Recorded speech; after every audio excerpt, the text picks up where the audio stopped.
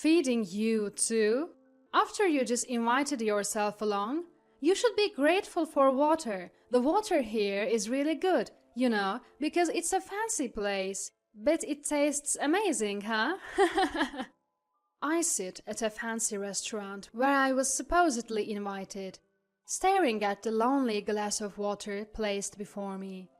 While other family members enjoy their courses, my mother-in-law makes yet another shocking comment. My name is Chloe. I started working for a major company right out of college and have been busting my tail in sales ever since. My parents always nag me about getting married whenever we meet. Finally, giving in to their tearful pleas, I reluctantly joined a matchmaking service. At 37, I met Ricky, who's 5 years younger, and we tied the knot. Just when I thought this would put my parents at ease, an unexpected trial hit us. Ricky's company went under due to an economic downturn. Thankfully, we both work and I have enough savings to get us through. I encouraged Ricky, offering him to stay home and take care of the household until he finds another job. His housework skills aren't great, but it's a relief to have someone manage the home. While supporting him, I occasionally put in overtime to revamp sales materials and make more in performance bonuses. But months go by, and Ricky shows no sign of wanting to work again. I suggested, how about you start working part-time? Ricky declines, saying it's not viable for his future. He starts getting irritated whenever I inquire about his job search. He might be relaxed because he is still getting unemployment benefits, but it keeps me anxious while his endless job hunt continues. Eventually, Ricky starts saying, "Give me money." It seems he's burned through all his savings from when he was single. I don't know how much he had, but his lifestyle did seem pretty extravagant after becoming a stay-at-home husband. He'd buy indoor exercise equipment because he had time or bring home trending video games. If it's like this just from what I see, he must have been reckless with his spending. But now, with his unemployment benefits gone, I'm the one supporting us. In exchange for Ricky taking on the household chores, I've been covering most of the expenses, from rent to utilities, groceries, and daily necessities, out of my paycheck. Yet, I can't afford to give more. I don't get any allowance or compensation for housework, Ricky argues. I don't have a single dollar for myself. Can't you give me a bonus once in a while? Fed up, I snap back at him. I don't have an allowance either, and I really can't give more. I get why you want a full-time job, but just get any job for now, even part-time. We can't keep going like this. Our arguments over money have become frequent, but they always end in a stalemate. Eventually, Ricky started receiving financial help from his parents, which strained my relationship with them. Visiting his parents, my mother-in-law preaches, "A woman should silently support her husband, make more money and let my son be free." This has only driven a wedge further between me and his parents. One evening, Ricky surprises me by suggesting that we go out to eat. Apparently, he's secured reservations at a high-end local restaurant rumored to be a hidden gem. He happily tells me he's made reservations for 4, including his parents. I cautiously ask if he can afford such a fancy place. Then, Ricky looked away for a moment and began to speak. Actually, turns out he'd secretly taken a part-time job. He explained that it was a short daytime shift, and given our past arguments about him working full-time, he didn't know how to tell me. So, in part to apologize for all that's happened, I've reserved us a nice restaurant. I was touched. If that's the case, I'll happily accept the invitation, I responded. There were many questions I had about his workplace and job, but Ricky said, "We'll talk about it at dinner," keeping the details vague. Nonetheless, for the first time in a while, a cheerful subject had lightened the mood between us. But days later, in a quaint private room at a restaurant, I would find out the real reason for the dinner and shake with anger. From the moment we arrived, something seemed off about the restaurant staff. They looked slightly surprised to see us, whispered something to mother-in-law, who led the way. So simply smiled and said, "It's fine," urging them to show us to our room. Once inside, she designed seats for everyone. My seat was, as always, closest to the entrance. It seemed to be a family rule, regardless of whether the meal was Ricky's way of apologizing to me or not. I obediently took my seat. Then the first dish arrived, and that's when things got strange. The waiter halted, looking troubled as he entered the room. My mother-in-law gestured toward my father-in-law with a rarely seen elegance, saying, "He is first, then me, followed by our son. I can't wait to see what courses we'll get." Relieved, the waiter then served the dishes in that order: father-in-law, mother-in-law, Ricky. And that's when they started explaining the dishes one by one. Finally, it dawned on me that my meal hadn't come yet. I decided to speak up after the waiter finished explaining. "Excuse me, I haven't received my food yet." In front of me, all I had was water, courtesy of my mother-in-law, who'd said, "Water will be just fine for her." The waiter's eyes widened as he began to say something, but my mother-in-law cut him off, laughing. "Oh, Chloe, you're so audacious. A daughter-in-law is a stranger in the family. You think it's okay to come uninvited to our family dinner and then demand a meal? Water is more than sufficient for a woman as rude and clueless as you. And hey, this is fancy water from a fancy restaurant. You should appreciate it." I didn't have a problem with only having water since I wanted to enjoy the food's flavor anyway, but this was simply outrageous. My mother-in-law then hustled the flustered waiter near the entrance, telling him to leave the room and adding insult to injury. "Pay $1,000 for that water. You don't get the chance to drink water at such a nice place often, so consider it a bargain for the time you've spending in this lovely room. Feel free to take your time until we're done eating." I felt a surge of anger boiling up from the pit of my stomach. I glanced at Ricky, hoping he'd say something, but he just continued eating, unfazed. My father-in-law was no better, sipping his drink as if he hadn't heard a thing.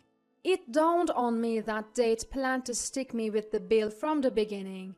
I felt utterly defeated. I had been genuinely happy when Ricky got a part-time job and said he'd treat me with his salary. But that was all a lie to lure me into this harassment. I was so fed up that I even found it foolish to get angry. "Fine," I agreed. "I'll pay for the water and leave first. Please enjoy your time as a family." As I left the room to settle the bill, I could hear their crass laughter echoing into the hallway. The observant waiter noticed my exit and mentioned that although he couldn't serve the pre-ordered course meal, he could prepare other dishes. I thanked him for his kindness but said I'd only pay for the water and leave. Then the waiter told me the water was free, so I promptly left the restaurant. Seeing Ricky's behavior today solidified my decision to divorce him. For a long time, Ricky was jobless and hardly attended any interviews. Once he found out there'd be no money, he conspired with his parents to blame me. Today's series of harassment was the last straw. I no longer felt any shred of love and knew I couldn't continue being married to him.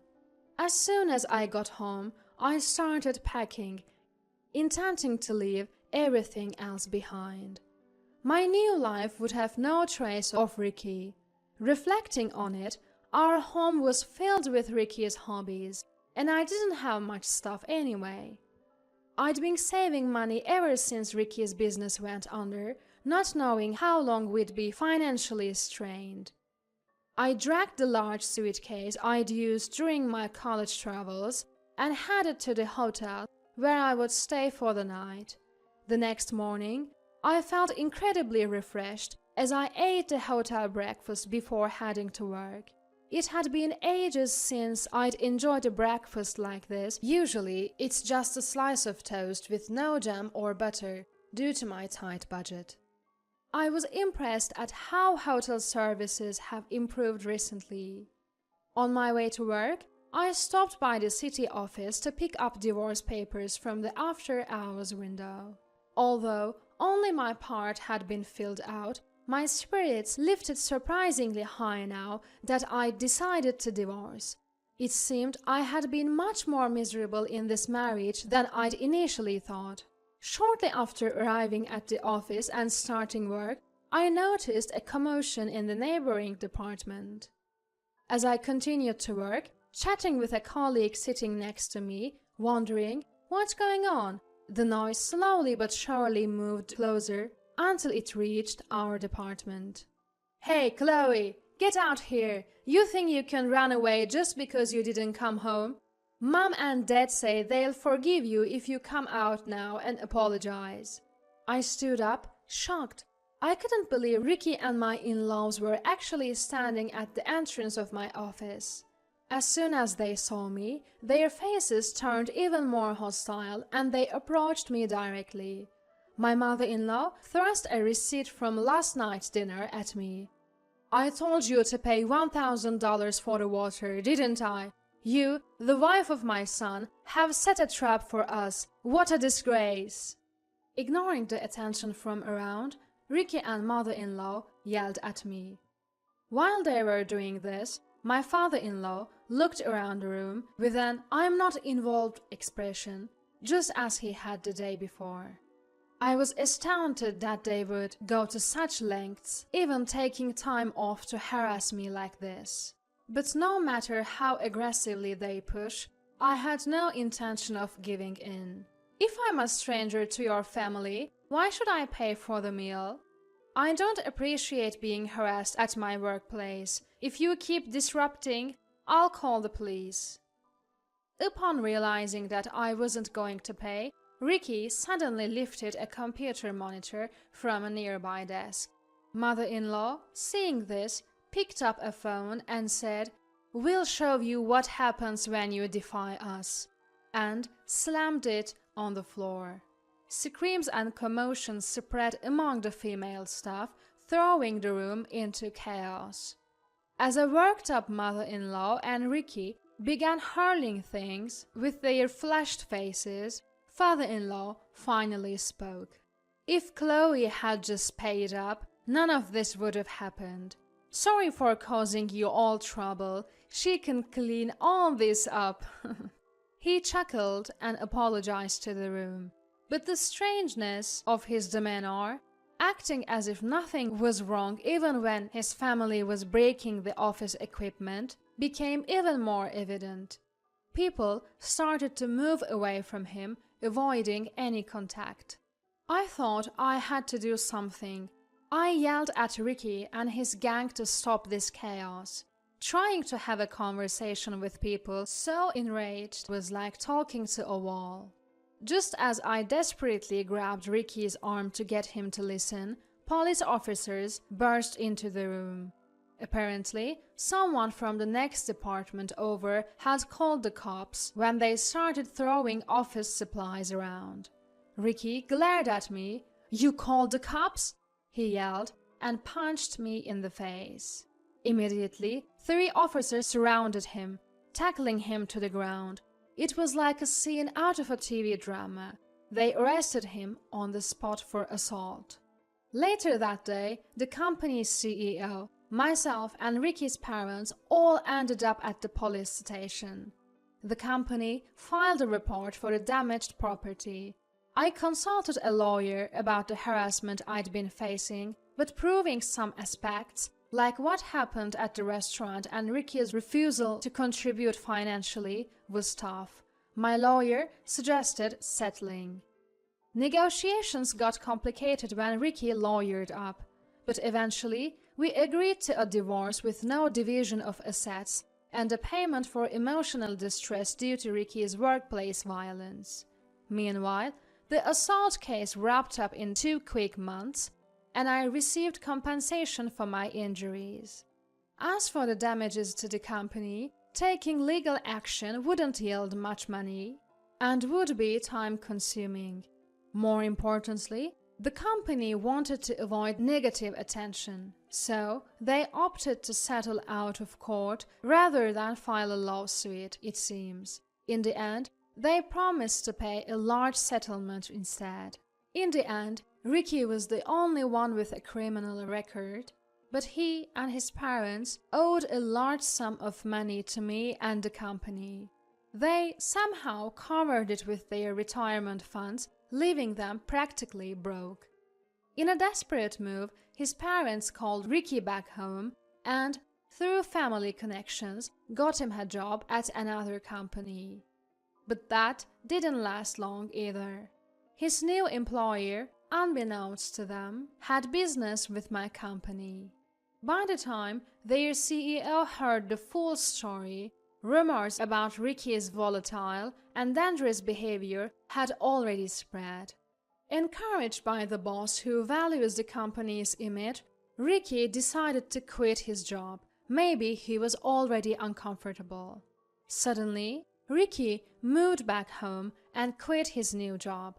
Rumors started in the neighborhood and eventually reached my in-laws' workplace, revealing Ricky's criminal past. Not only were they subject to criticism just for harassment, but they were now known as dangerous people who broke into their daughter-in-law's workplace and destroyed property. When this story spread from colleagues to bosses, both of my in-laws were fired, despite being close to retirement. They started to reach out for help through a lawyer. I told the lawyer I didn't need any more reports and realized there is no need to rush into marriage. Fortunately, my parents have stopped pushing me to get married. Maybe they feel guilty about something because of this incident, but they've stopped even mentioning the M word. I feel bad for my parents, but it's better this way. Now, I'm focusing on contributing to company that I've troubled. I've been assigned new projects and am enjoying the most fulfilling days of my life.